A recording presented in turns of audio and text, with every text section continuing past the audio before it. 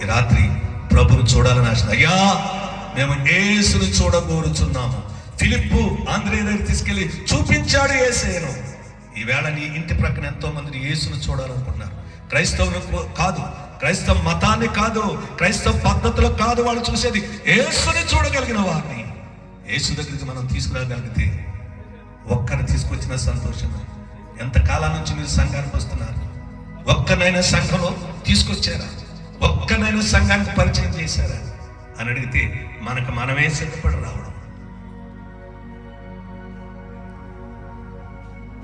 ప్రభువా, జన్మదిన వర్తమానంలో నిన్ను చూచిన వారు పొందిన మార్పు నేను విన్నాను.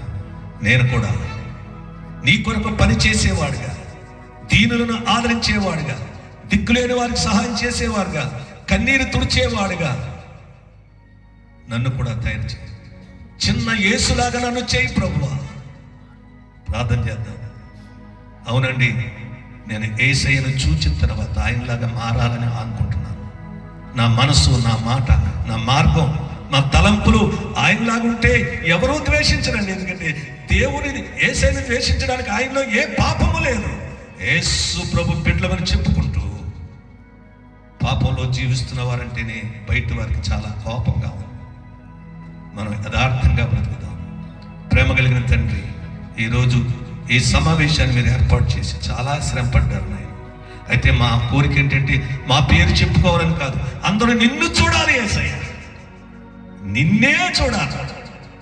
నిన్ను చూస్తే చాలు స్వస్థత, నిన్ను చూస్తే చాలు ఆనందం, నిన్ను చూస్తే చాలు కన్నీరి ప్రవాహం ఆగిపోతుంది తండ్రి. అలాగే మీరు మమ్మల్ని చూసినా అంతే ప్రభు. కాబట్టి జక్కయ్య చూసినట్టుగా, యెషయా ప్రవక్త చూసి మారినట్టుగా మాలో మమ్మల్ని మార్చి మీరే మహిమ పొందమని ఈ సమాజాన్ని ఫెలోషిప్ని దీవించండి. వచ్చిన రిటైర్డ్ ఉద్యోగస్తులు అయ్యారిని కూడా దీవించండి ప్రభు. అవును ప్రభు, జీవితంలో ఉద్యోగం పోతే ఏదో పోయినట్టు బాధపడిపోతుంటారు, కానీ నీ ఉండగా మా జీవితాంతం మేము యవనస్తులమే ప్రభు. నిన్ను చూచిన వారు గొంతులు వేస్తారు తండ్రి. వారి శేష జీవితాన్ని నీ కొరకు బ్రతికి నిన్ను మహింపచేవారుగా చేయమని యేసు పేరట ప్రార్థించి వేడుకుంటున్నాం మా పరమ తండ్రి. గట్టిగా చెప్తాం ఆమేన్. నాకు ఈ అవకాశం ఇచ్చిన బిడ్డలకి నా ఆశీర్వాదం.